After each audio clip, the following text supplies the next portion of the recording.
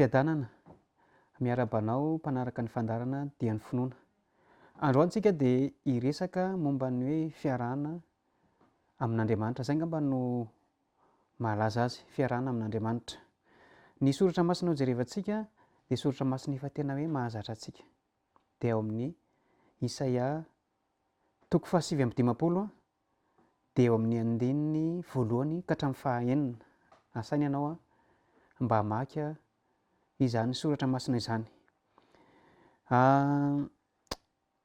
Fantatsika tsara amin'ny 1:1 ao efa vitantsika tsenjery mazava tsara io.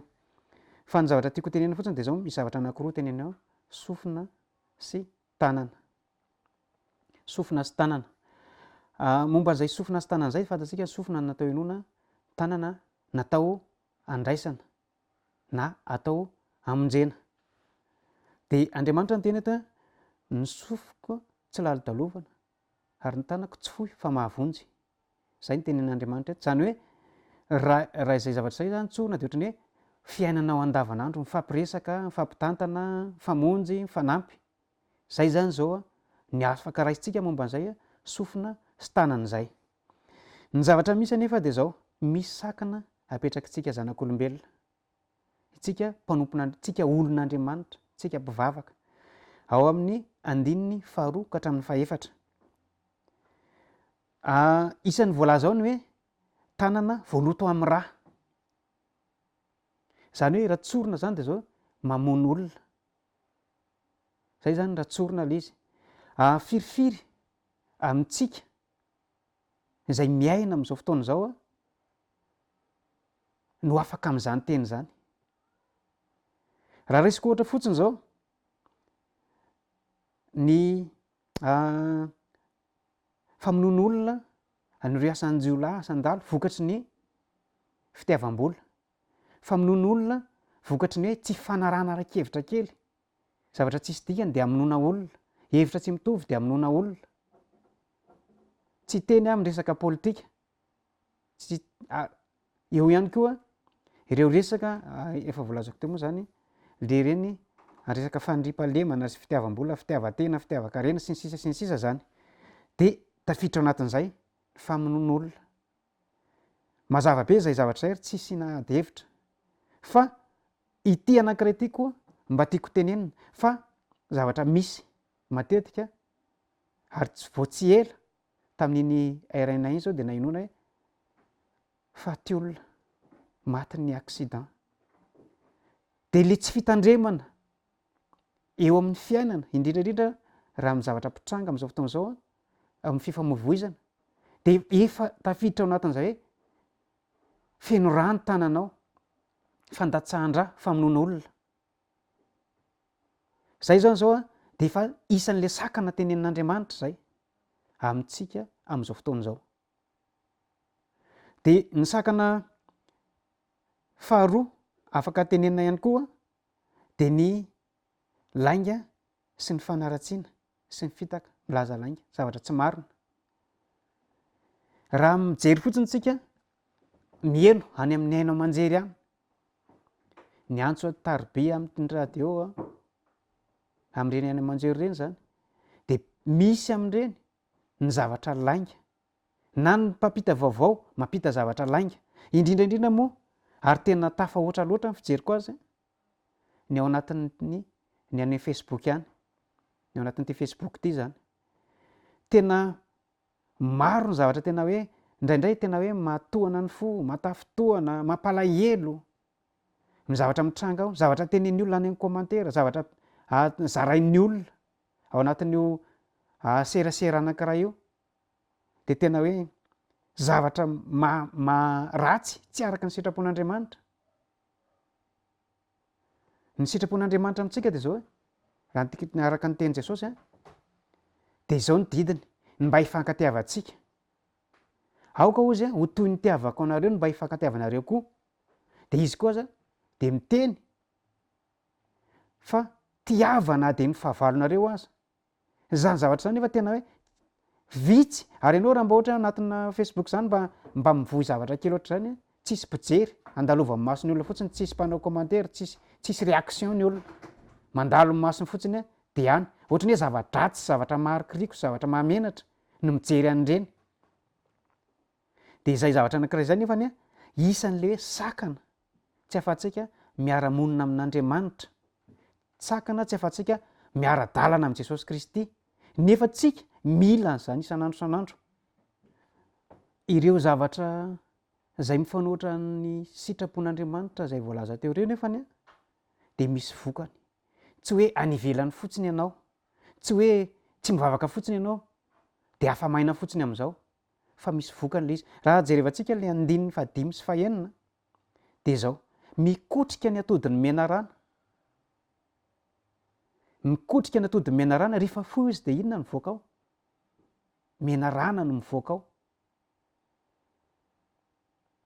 zay zany io raha tsy ataontsika io mikotrika ny atodiny menarana eto moa zany rehefa miteny ny tenin'andriamanitra de ara-panany andraisantsika anazy inona ny vokatra zay hoe atodina menarana sy menarana amin'ny fiainany zanak'olombelona zay afaka tonga de tenentsika hoe aretina zany zay miteraka fahafatesana miteraka fahasimbana afaka eritreretintsika an'izany io inona moa ankoatr'izay no azo lazaina mety misy zavatra hafa fa eto aloha de za mahita hoe zay aloha zany nisan'ny hevitra zay hoe menarana sy atody menarana zay raha amin'ny asa tanterana moa de firifiry tokoa misy olona marary de rehefa iasana anaovana ny asa fanafana fandroana devoly de zay isan'ny zavatra mivoaka any hoe menarana maingoka saoana zazavavin-drano ohatrohatr'izay zany ny zavatra ampiasain'le devoly miteraka aretina any am'le olona nataontsika hoe reny resaka kansera resaka aretina mahafaty de ambadika ireny na mety aminao na tsy mety aminao rehefa tonga any amin'ny asam-pifoazana de resaka asan'ny devoly foana ary ambadika izay asan'ny devoly zay de tafiditra ireo karazana biby maro isan-karazany ireny ampiasain'ny devoly hiteraka an'le aretina zay moa zany ny ara-panahy afaka mamoaka fanazavana ara-tsy ansany olona fa ny siansa tsy mahavany zavatra rehetrarehetra fa misy zavatra tsy vitan'ny siansa misy tsy vitan'ny dokotera fa vita izy rehefa eo anatrehan'andriamanitra zay zany aloha zany momban'izay hoe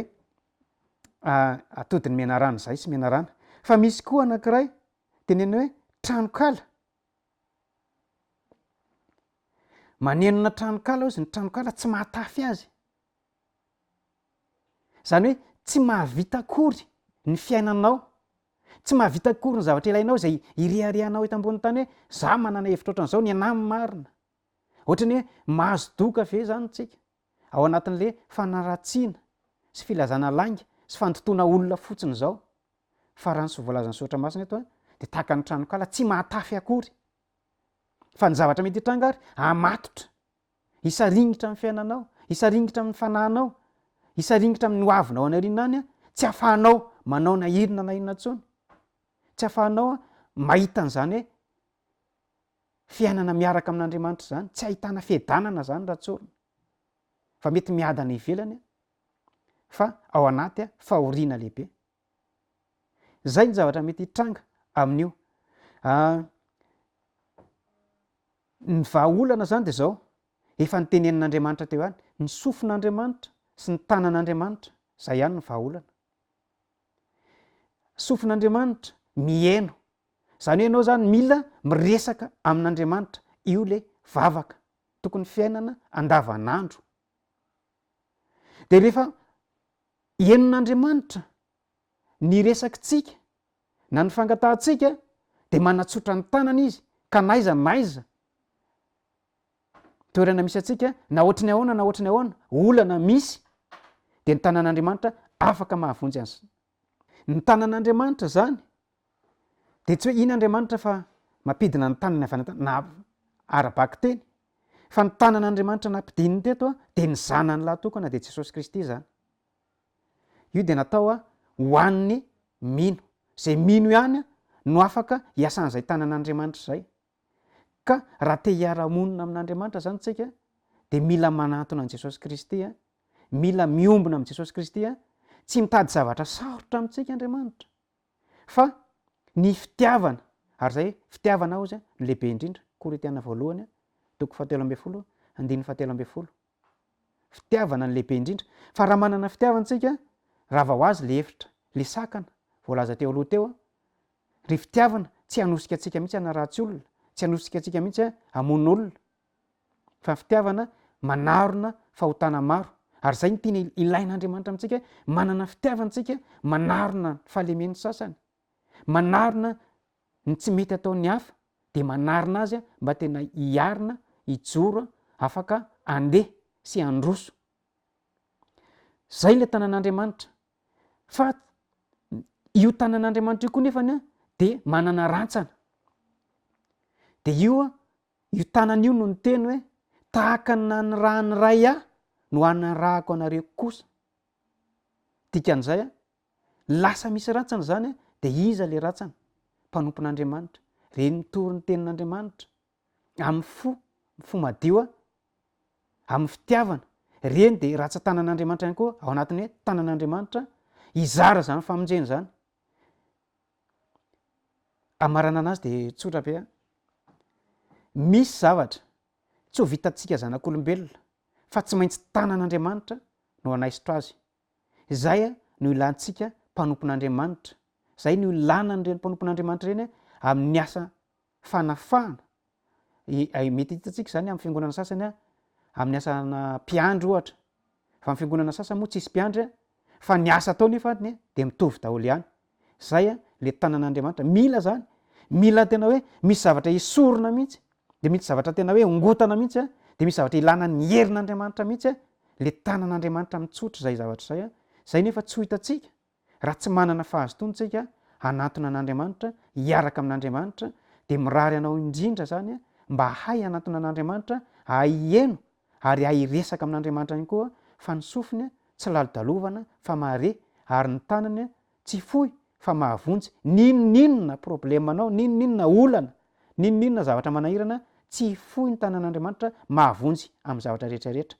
De voninahitra ho an'Andriamanitra rery ihany de manonona ny fahasoavan'ny Tompo sy ny fiadanany hitoetra aminao sy amin'ny ankohonanao. Misaotra indrindra Tompoko.